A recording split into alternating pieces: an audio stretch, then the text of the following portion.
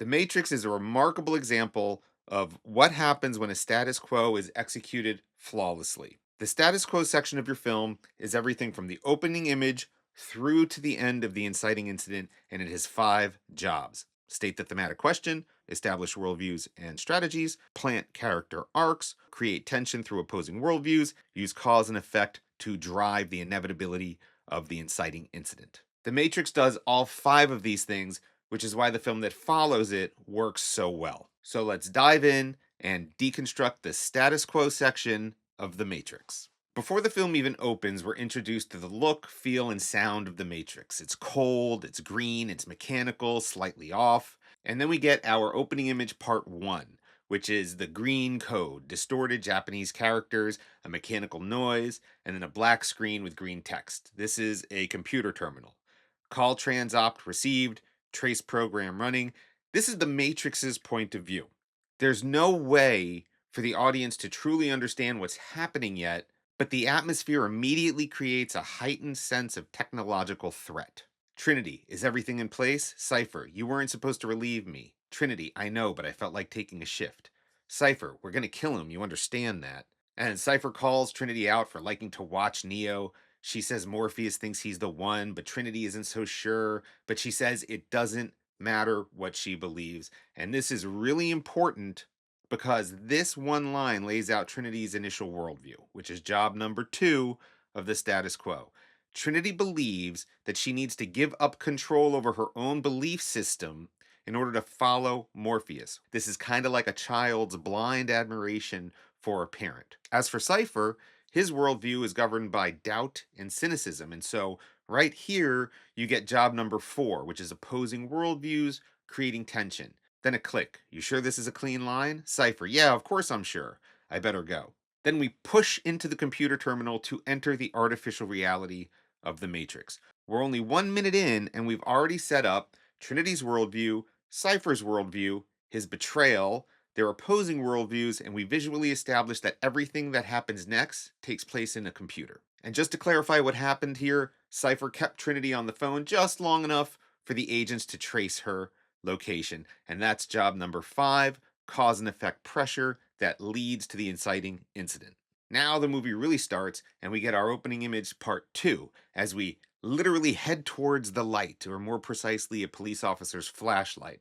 Oh, and he's also got a gun. We're at the heart of the city motel as several officers kick in the door of room 303 to find Trinity with her back to the door, working a computer terminal, and pay close attention to Trinity's expression. It's calm, it's powerful, she's in control, and she raises her hands. So now we've already locked in Trinity's worldview. We're about to establish her strategies. But before we do, about 2 minutes in, we cut to the outside of the motel to see a ton of cop cars and to get introduced to the agents. They knew there was one little girl in the room, and Agent Smith had ordered the lieutenant not to approach her. That line, one little girl, is also very important, not because of what it says about the lieutenant, but because of what it assumes about Trinity.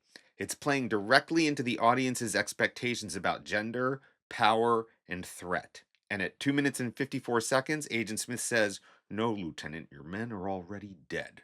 And just like that, the film collapses the assumption we were just encouraged to make. Anyway, back to Trinity, seemingly compliant. A brutal fight ensues, and at 3 minutes in, we're introduced to bullet time and running on the walls. This immediately sets up the physics and tone of the entire movie. It's also important to note that the Wachowskis aren't trying to paint Trinity as a good guy. She's literally killing people without hesitation or even a change of expression, but it doesn't matter because she's cool as shit and she looks great in leather, and so we're rooting for her to kick some serious ass. More units come up as Trinity calls Morpheus. The line was traced. I don't know how. This is all great second viewing setup for after we know that Cypher is the mole. We hear Morpheus at 3 minutes and 30 seconds. There's no time. You're going to have to go get another exit. Trinity, are there any agents? Yes. God damn it. So now we're introduced to the term agent, and considering that Trinity had just killed a bunch of cops without even breaking a sweat, her reaction here ups the stakes. Morpheus tells her where another phone is and says that she can make it. The opening call with Cypher exposed Trinity's worldview as blindly following Morpheus. It doesn't matter what I believe. And so now we see her strategy: do exactly what Morpheus says. That's job number 2 in action, worldview translating directly into behavior, strategies. This will be mirrored later on when Neo chooses not to blindly follow Morpheus out the window of his office building. One more note on Trinity. The opening has cleverly planted her arc, which has her transform from a blind follower to an active decision maker. How so? She broke protocol to relieve Cypher because she felt like taking a shift. This is a minor rebellion, but a rebellion nonetheless. As for Morpheus, his off screen introduction tells us that his worldview is that anything is possible if you just give up control of yourself to accept what fate has in store for you. His strategy at this point, projecting that message to Trinity. So at 3 minutes and 50 seconds, Trinity sees an agent and runs the other way. This is not the Trinity that just killed a bunch of cops. The threat level is increased, and it leads to a rooftop chase past a guns and ammo sign. And at 4 minutes and 30 seconds, we get more physics breaking, and an agent outruns the regular cops on the roof as he shoots at her. At 4 minutes and 49 seconds, the agent makes the same leap as Trinity, and the cop says, "That's impossible." This line is so crucial to the story. With this one line, the Wachowskis are telling the audience that man's default nature is to exert control by making definitive proclamations rather than to be open to something outside his comfort zone. And that points us directly to job number 1 of the status quo, which is establishing a yes or no thematic question. What is that question in the Matrix? Do you have to lose control in order to find it? So Trinity continues to flee, flying through the air like Ursa in Superman 2. She lands and points her guns at the rooftop. She's clearly scared, and now you can compare her face here to when the cops kicked the door down just 3 minutes earlier. With very little dialogue, the Wachowskis have let atmosphere and emotion completely tell the story. Get up, Trinity. Get up. This pep talk is in line with Trinity's strategy to accept what Morpheus says as fact. He says she can make it, so she talks herself up to make that happen. Is it Trinity willing herself to move, or is it Trinity's belief in Morpheus making it happen? Doesn't matter. Either way, she gets up and she sees a phone booth. At the same time, a truck barrels down the road, skids to a stop right in front of it, and by Trinity's frantic expression, we know that the driver has to be an agent. Phone rings. The race is on. Trinity gets to the phone just in time and picks up the receiver right as the truck smashes into the booth, and out of the truck comes Agent Smith, followed by a couple other agents. Trinity's body isn't there. The agents, she got out. It doesn't matter. The informant is real. This is confirmation that Cypher is the informant, but there's so much going on here that the audience doesn't truly pick up on it. Also, it helps that we only heard Cypher's voice at the beginning. We didn't see him. So by the time we meet him in person, this small moment is kind of faded in our memories a bit. And then the entire plot of the film is spoken. We have the name of their next target. The name is Neo. We'll need a search running. It's already begun. The camera moves into the receiver and back through the green code of the Matrix, bookending the teaser or the cold open. This is how you write a teaser. A fantastic action sequence that doesn't exist just to get the audience's adrenaline pumping. In just over 6 minutes, it gives us everything we need to know about the movie to stay engaged and curious without giving away why Neo is so dangerous or what he's expected to do. Back to the movie. Finally, at 6 minutes and 45 seconds, we meet Neo, and pay close attention to the visual storytelling here, the subtle work being done to clue us into our hero's worldview and strategies. We exit the Matrix through his computer screen, specifically the word searching, and an article of Morpheus evading authorities at Heathrow Airport. Green scan lines on Neo's sleeping face, a grainy photo of Morpheus watching him from the computer. Neo's asleep, both literally and figuratively, at his crowded desk, surrounded by technology. Then his news feed cuts to a black screen with the same green text that we saw in the opening image part 1. Wake up, Neo. And he does. Remember, the last time we saw this text, it was the agent's POV. It was the Matrix's POV. But that was cold and technical. This is personal. The Matrix has you. Neo tries to cut it with Control X, an impulse to retain control by attempting to refuse something outside his known reality. This is just like the cop saying, "That's impossible. Follow the white rabbit." Escape. Escape, again, trying to maintain control. No different than the cop saying that's impossible. And then at 7 minutes and 50 seconds, knock, knock, Neo, and a knock on the door. Neo answers the door and the computer screen goes blank. So, was it a dream? Was it a vision? Was it the truth? The movie's already told us that it's the truth, but Neo doesn't know this yet. So, presumably, he thinks that he's still in control of everything. And since it's established right after this that he was expecting Choi, the guy who knocked on the door, the truth for Neo gets even fuzzier because it turns out that Neo deals in some sort of techno drug that we really don't need to know anything about, because if we did, then this would be Strange Days and it wouldn't be The Matrix. But at 8 minutes and 40 seconds, Choi says that Neo is his savior and that he doesn't even exist. It's a bit on the nose, but it's still in context with what's happening on screen. Also, this term is being used here in reference to drugs, not true salvation, so it's a nice kind of poetic reversal. Neo says, "You ever have that feeling where you're not sure if you're awake or still dreaming?" And Choi explains this feeling away. Mescaline. It's the only way to fly. Sounds to me like you need to unplug, man. Again, this is directly stating the plot and Neo's journey to the audience, but it's doing it through a distorted perspective, a black mirror of sorts. It also satisfies job number 4, the status quo, opposing worldviews. Choi is choosing hedonism as a way of staying blind to the Matrix. He doesn't want to wake up. To him, mescaline is the only way to fly. He's searching for a way to stay ignorant.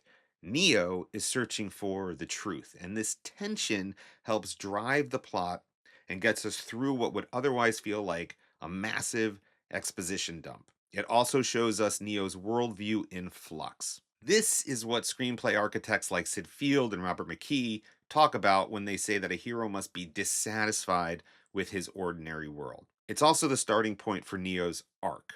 Neo has a positive hero's arc, so he has to go from being uncertain about the thematic question to being able to answer it with an emphatic yes. Back to the story. Neo's invited out, and he uses excuses to try to escape again. He can't, he has work tomorrow, but then at 9 minutes and 38 seconds, he sees the white rabbit and he chooses to follow it. And that is Neo's arc shifting into action.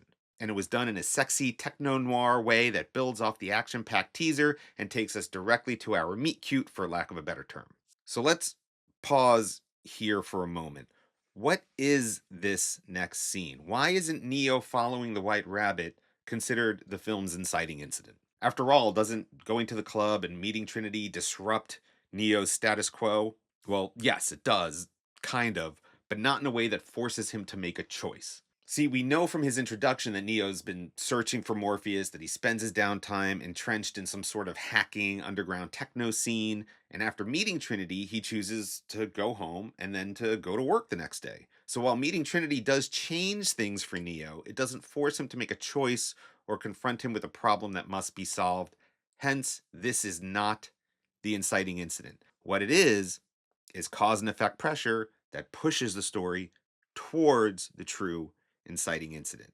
Okay, so we're in the club. Neo's still an outsider. He's a spectator. He's watching. He's searching. He's staying consistent with the character that we just met. And at 10 minutes and 10 seconds, enter Trinity. Hello, Neo. We learn that Neo is not his real name, that Trinity exists in the world as a famous cyber hacker, which he says was a long time ago. And that tracks because obviously this is how Morpheus found her and selected her to wake her up into the real world. Of course, Neo says that he thought she was a guy, and she responds, well, most guys do. That ties perfectly into the opening of the film and what we've already discussed about gender stereotyping. It also reinforces the importance of self-identification as a form of control. Trinity fills us in on everything we already know about Neo, but frames it as a parallel to her own quest. And she does this through her worldview, which is that Morpheus had all of the answers to her questions. And at 11 minutes and 44 seconds, we get the question from Neo. What is the Matrix? Trinity says the answer's out there looking for him, and it'll find him if he wants it to. Essentially, that the choice is his, or at least that's how she frames it. Because if he chooses to follow Morpheus, he's still choosing to let somebody else control his destiny. So the choice Trinity is offering him is really a false choice, and it further plants his arc, since Neo will eventually make a real choice, all on his own, to save Morpheus instead of unplugging him, and to sacrifice himself later on. Either way, he'll have to give up true control. And so, again, we're circling the thematic question: do you have to lose control in order to find it? At 12 minutes, we cut to the next morning, and Neo is late for work at Metacortex. He's trapped in a suit, he's trapped in the building, he's trapped in his life. Meanwhile, window washers are making the world more visible, things are getting clearer. This is great visual storytelling. And then his boss calls him Mr. Anderson and says that he has a problem with authority, that he believes he's special and the rules don't apply to him. The boss says these things as if they're his weaknesses, but in reality, these are Neo's strengths, and it's another subtle type of arc planting. It's also no coincidence that Neo's in black and the boss is in gray like an agent. Hell, his boss even speaks vaguely like an agent as he explains that Neo's just a smaller part of a bigger system. And at 12 minutes and 43 seconds, his boss tells him that the time has come for him to make a choice: sit at your desk or find another job. So we cut to his desk, and it's a soul crushing bore, the complete opposite of his life as Neo. So if worldviews were visual, this manufactured control would be the complete opposite worldview of Neo's true desires. And at 13 minutes and 15 seconds, we get our theme question fully set. Do you have to lose control in order to find it? This is when the FedEx guy, who just so happens to look a lot like Mouse, but it's not, they're two different actors, delivers a package to Neo. And the guy tells Neo to have a nice day, which strikes Neo as odd. And at 13 minutes and 30 seconds, the phone rings. It's Morpheus. He's contacted Neo earlier than he wanted, but he's been left with no choice thanks to Cypher's betrayal. This is more cause and effect pressure on the plot. It's also ironic since Morpheus doesn't actually believe in real choice. He doesn't ever choose anything. He just does what the Oracle tells him. So it's just really the illusion of choice for Morpheus. Anyway, the agents show up and head towards Neo's cubicle, and in his first interaction with Neo, Morpheus says he has to do exactly what he says. This is Morpheus's worldview and strategy. Remember, this is a mirror to the teaser with Trinity. And this is the true inciting incident of the film, because it satisfies both definitions of what an inciting incident is. One, Neo has a choice to make: escape or be captured. Two, the agents present a problem that Neo cannot just simply avoid. So Morpheus leads Neo to a window and says the choice is his: scaffolding or capture. And Neo says the whole thing is crazy, which is him still trying to maintain control over his reality. If this were Trinity, she'd be like, oh yeah, sure, Morpheus, of course, and jumps straight out of the window at the scaffolding. But Neo isn't a true believer yet, so he has to make his own choice. And so this is the moment where Neo's initial worldview becomes at odds with the situation that he finds himself in. He's directly confronted with the thematic question: do you have to lose control in order to find it? But he's not ready to shift his worldview, so he chooses capture. All right, so that's it. That's the status quo section of The Matrix. And it's 16 minutes into a 2-hour movie. That's textbook timing for where the inciting incident should land. I hope you found this video informative and entertaining, and let me know in the comments below if you noticed anything that I missed. And make sure to stay tuned for more deconstruction videos, including a deep dive into the entire screenplay for Will Tracy's Oscar-nominated Begonia. Until next page, I'm Matt Weiner, and this is Fade In, a channel dedicated to the art of screenwriting.